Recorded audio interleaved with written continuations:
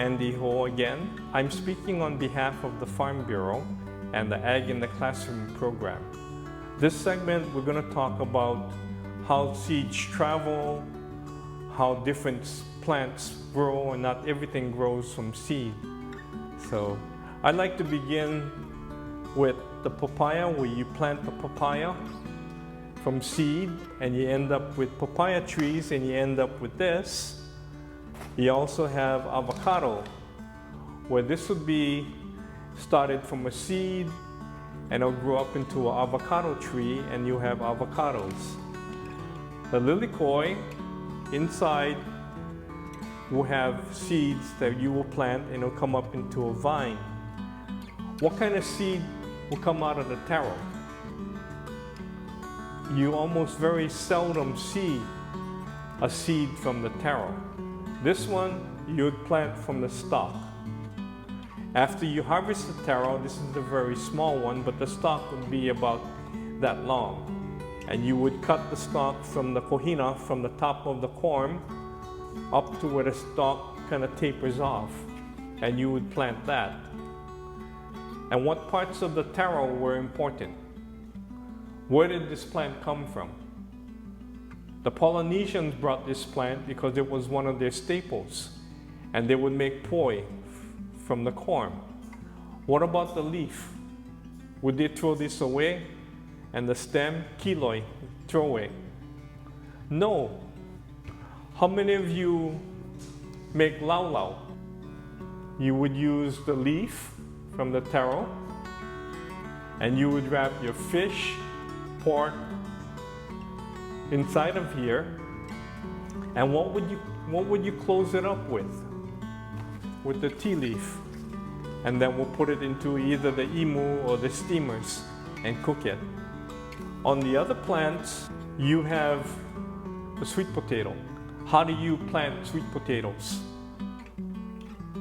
I don't see seeds from these. You can plant the whole potato, but if you plant the potato, what do you have to eat? So normally we plant the shoots like this, and they'll grow from shoots. And this, from the herb garden, this is one of them. We have parsley, we have rosemary, we have sage, thyme, that's poultry seasoning. And so we have that around, and we have basil, spices and herbs that we grow, that we cook with. And this is for the old timers. This makes a very soothing tea. Take the leaves, put it in hot water, steep it for a little while, and then you make a mamaki tea. It's very nice with dinner. A soothing kind of tea. This one is kikania. It's a form of kikania. This one is called Spanish needles. It also has what it's called, little spikes, the little needles that come up and stick to your clothes. Like this is the flower and the needles are forming. So how many of you have dogs? Used to be a lot of the kids had dogs, and do you run with the dogs? Out in the yard, out in the pasture, and if you run to this plant, what happens? The little needles will stick to your pants. And what do? You go in the house and you come up and you take all the needles off, throw it on the rug? I don't think so. You're gonna get scolding. What do? Pick it off, throw it in the front yard? And then what's gonna happen? You're gonna have to pull weeds, because these will sprout. Do you want this in your front yard? I don't think so. Is this a weed? Most people don't want this, so they call this a weed. But yet, sometimes this is the plant that people want. This makes another form of tea, a kikania tea. And in that instance, it's not a weed, it's a plant that has a use. So what is the definition of a weed? A weed is a plant out of place. So you don't want the plant there, then it's a weed. Say I have a garden and I have all the parsley growing in that patch.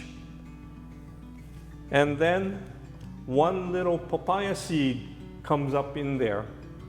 Do I want the papaya in the middle of my parsley patch? No. So it depends on the circumstance. In that case, because the papaya is right in the middle of my parsley patch, it gets yanked. And I call that a weed because it's a plant out of place. Okay. And what is this? This seed, it's a very big seed. It's coconut cut in half. And is it a useful plant? What can you do with the coconut? How many of you like haupia? Where does haupia come from? You take the milk, coconut milk, you take the meat from the coconut, and then you heat up the milk, you put it on the grated coconut, and you squeeze it, and you come up with the coconut milk. And then you can make haupia by adding sugar and the coconut milk together and cornstarch. Okay. Where does the coconut grow? Does it grow on the ground? Under the ground? Or way up on top of the tree? What happens when the coconut gets ripe? The coconut will fall and hit the ground. Does the coconut break in half like this? No. If it breaks in half like this, what will happen to the coconut? The shell will crack.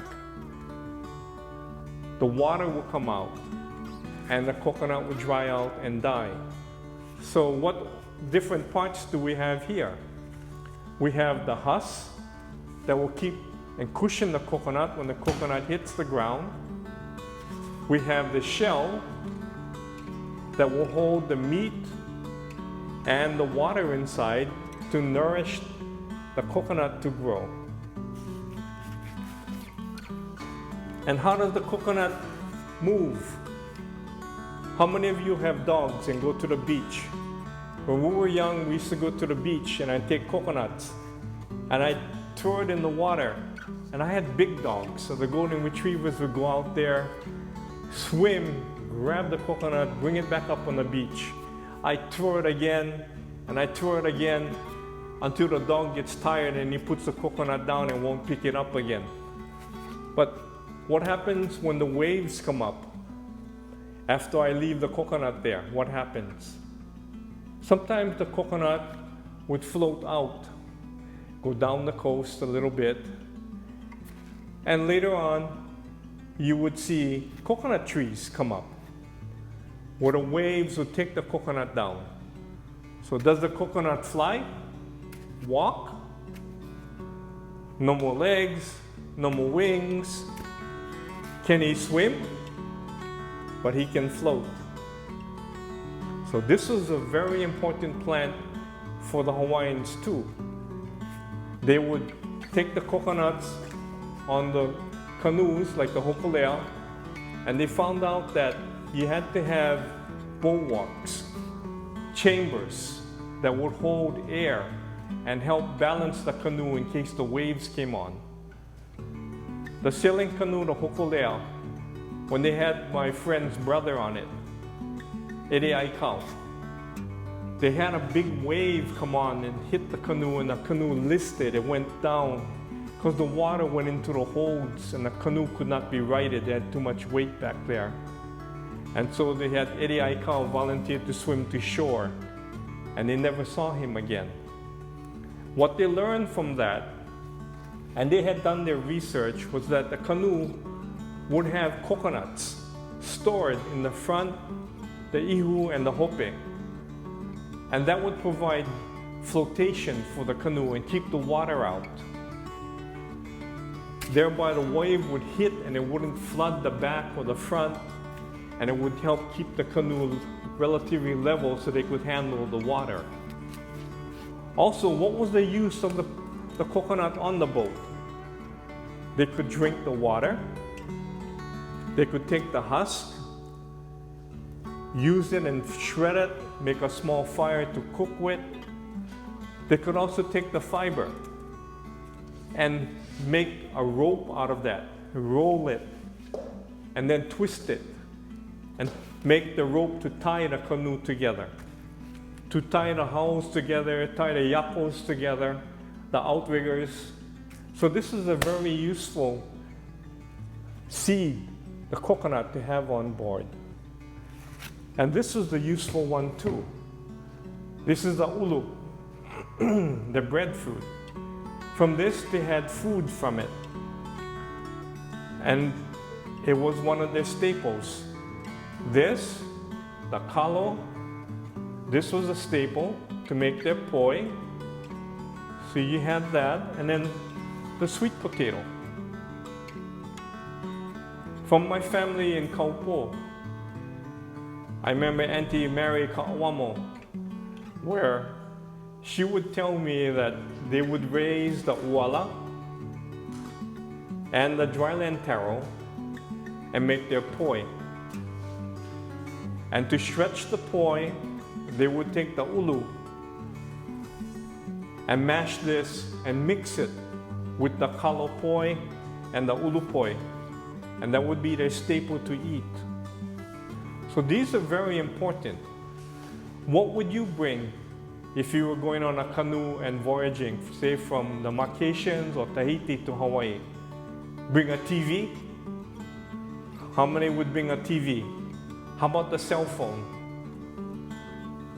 I think these are still important today because these are food. Okay. Now, we like to go a little bit into how a seed is made together. Okay? And that will be the next segment we're going into. So we'll take a little break now.